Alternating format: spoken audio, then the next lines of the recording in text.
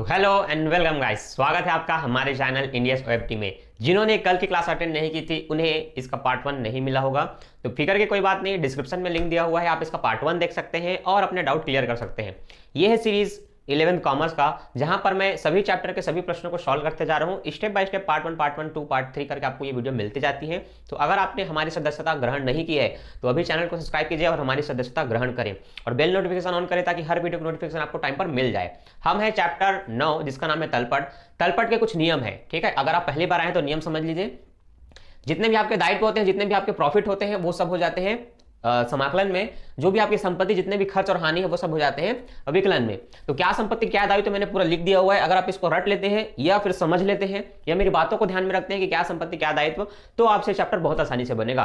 तो हमने 1, 2, 3, 4 को अच्छे से कवर कर लिया है। आज से हम पढ़ेंगे 5, ठीक है। तो चलिए बिना किसी देरी के वीडियो को स्टार्ट करते हैं।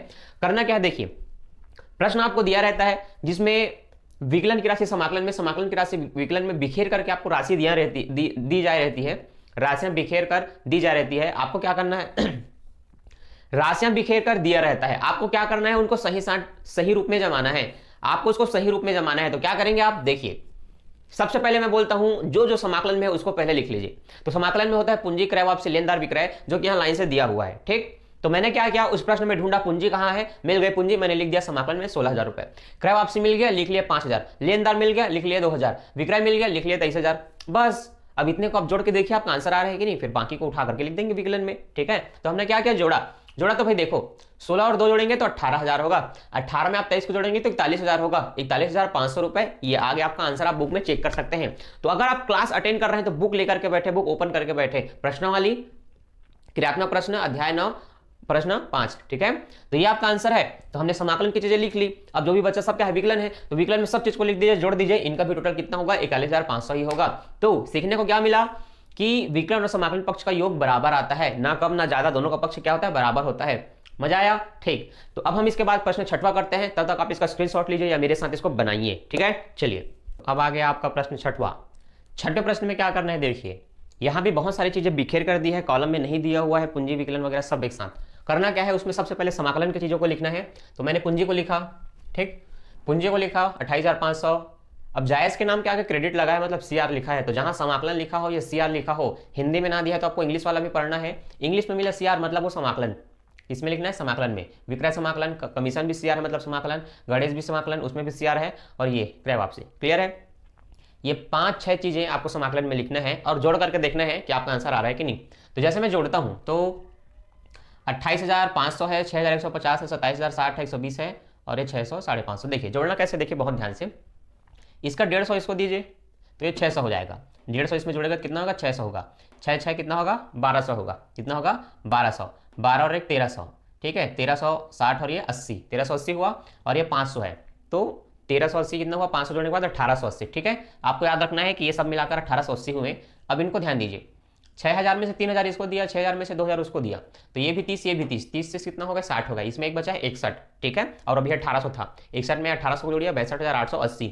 तो आपका टोटल आंसर है 62,880। तो अगर आपको समाकलन पक्ष सही आया, मतलब जो भी चीजें बचा सब विकलन का है, तो सबको विकलन में लिखेंगे और लाइन से जरूरत नहीं, जैसे पे वैसे आप लिख सकते हैं, जो जहां मिल रहा है। लिखने के बाद सबको जोड़ेंगे तो आपका भी 62,880 आएगा। अच्छा लगा, समझ आया। तो जोड़ने का फार्मूला आपको याद रखना है कि कैसे जोड़ना है और आंसर जल्दी जल्दी लाना है, ठीक। प्रश्न 6 पूरा मिल गया आपको, इसको लिखिए। मैं आपको प्रश्न 7 को बताता हूं। तो अब आप देखेंगे क्वेश्चन नंबर 8 और 9। 7 को मैंने नहीं बताया क्योंकि वो एक स्पेशल क्वेश्चन है जिसको हम लास्ट में कवर करेंगे। तो अगर इसको आप बनाना चाहते हैं या उसका सोल्यूशन जानना चाहते हैं तो आपको पार्ट्स का इंतजार करना पड़ेगा। पार्ट 2 के बाद पार्ट 3 या 4 आएगा जिसमें आपको उसका आंसर मिल जाएगा। 8वां प्रश्न क्या है, अभी हम जो बना रहे हैं बिल्कुल उसी तरह से है। तो जैसा हम बनाते आ रहे हैं, पहले उस टाइप के प्रश्नों को खत्म कर ले, नए टाइप के प्रश्न हम बाद में बनाएंगे, ठीक है। तो चलिए बिना किसी देरी के इसको समझ लीजिए। 8वां प्रश्न में क्या क्या चीजें संपत्ति में मतलब समाकलन में लिखी जाती है, तो ध्यान से ढूंढे। उस प्रश्न को बुक में आप रखे होंगे तो बिक्री दिया होगा, पूंजी दिया होगा, लेनदार दिया होगा, ये तीनों समाकलन की चीजें इनको लिख दीजिए। यहाँ पर क्रय नहीं दिया है, क्रय को घुमाकर बोला गया है कि मशीन की लागत, ठीक है। तो मशीन की लागत जो भी होगी वही क्रय होता है। तो मशीन की लागत 1.5 लाख थी, बेचा कितने में, 2 लाख रुपए में, सिंपल। तो ये क्रय हुआ, वो भी क्रय हुआ। तो विक्रय में समाकलन में 3 चीजों को लिखने के बाद जब आप जोड़ेंगे तो देखिए, इस 91 को आप 9 देंगे तो 1 लाख होगा, 1 लाख और 2 लाख हो गया 3,21,000, आ गया आपका 3,21,000। अब जो भी बचा वो सब आपको कहां लिखना है, विकलन में लिखना है। तो विकलन में सबको लाइन से उतार दीजिए, जोड़िए, आपका आंसर आ जाएगा। बाय डिफॉल्ट अगर आपने सबको सही लिखा और आपका आंसर किसी भी एक पक्ष का नहीं आ रहा है, इसका मतलब बुक के प्रश्नों में थोड़ी सी मिस्टेक है, क्योंकि देखिए 2 बार बुक बदल चुका है, 11वीं का ही खास करके जीएसटी नहीं थी, फिर जीएसटी आई, फिर कुछ और एडिशन किया गया। उसके कारण क्या है, राशि में गलती मिलते जा रही है।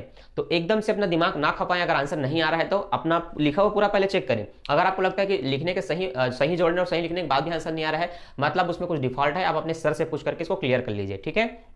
तो इन सबको जोड़ेंगे तो 3,21,00,000 आएगा। अगर नहीं आता तो किसी की राशि में गलती है, आप स्कूल में जाकर के इसको चेक करवाएंगे, सुधारेंगे, ठीक। अगला प्रश्न है 9। यहां पर समाकलन में लिखे जाने वाली राशि सिर्फ 2 है, एक पूंजी का और एक विक्रय का। दोनों को हमने लिख लिया, परंतु ये प्रश्न आपको समझना बहुत जरूरी है, बहुत ध्यान से। क्या यहां पर जो राशि होती है विकलन में भी लिखी जाती है, समाकलन में भी। अगर आपके पास बुक होगा तो बुक को देखिए, बुक में आपको प्रश्न मिलेगा जो कि मैं आपको बताता हूं। ये जो प्रश्न है देखिए, विकलन समाकलन दोनों में राशि लिखी हुई है। तो जब दोनों में राशि लिखी जाती है तब हमें क्या करना होता है, देखना है कि जो चीजें हमेशा विकलन में होती है उसमें विकलन में भी कितनी राशि लिखी, समाकलन में कितनी राशि लिखी, फिर दोनों को घटाते हैं, ठीक है। सपोज जैसे कि मैं क्रय को देखता हूं, कितना को देखता हूं, क्रय को। क्रय विकलन में लिखा है 18,000, समाकलन में लिखा है 2,000। इसका मतलब क्रय खाता विकलन आया कितने का, 18,000 का माल आया, लेकिन 2,000 का चला गया, ठीक है। तो 18 में 2 घटाएंगे कितना बचेगा, 16। तो आपको 16 लिखना है। क्या लिखना है, 16। तो मैंने क्रय में 16 लिखा। इसी तरह से जिसका विकलन समाकलन दोनों में दिया हो, घटाने के बाद जो बचेगा जिस तरफ, उसको उस तरफ लिख दीजिए। क्लियर है। तो ये रहे आपके घटा करके लिखी हुई राशि। जिसके बाद आपने इन दोनों को जोड़ा तो 40 में आप 27 जोड़ेंगे तो 67,000। जब आप इन सबको जोड़ेंगे तो इनका भी आएगा 67,000। देखिए 2,000 इसको दीजिए, 2,000 इसको दीजिए, 5,000 में से निकाल के तो 10,000 हो गए।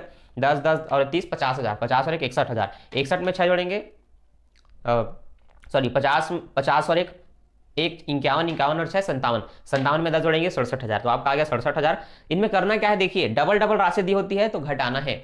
समाकलन पक्ष ज्यादा है, विकलन पक्ष कम है, तो घटा करके समाकलन में ही बचेगा तो उसको समाकलन में लिखेंगे। विकलन ज्यादा है, समाकलन कम है, तो घटाएंगे तो विकलन में ही बचेगा तो उसको विकलन में लिखेंगे, ठीक। आई होप आपको समझ में आ गया होगा। अब ऐसे प्रश्न आपसे बन जाएंगे। तो पहले वीडियो में हमने कवर किया था 1 से 4 प्रश्न, आज हमने कवर किया 5 6 7 को छोड़ करके 8 9 4 प्रश्न, ठीक। बाकी के मैं आपको पार्ट 3 में दूंगा, जहां पर आपको 7वां प्रश्न भी मिल जाएगा। उस पार्ट का इंतजार कीजिए, आपको बहुत जल्द मिल जाएगा। अभी के लिए थैंक्स फॉर वॉचिंग, मिलते हैं नेक्स्ट वीडियो में। Don't forget like share subscribe. Bye bye.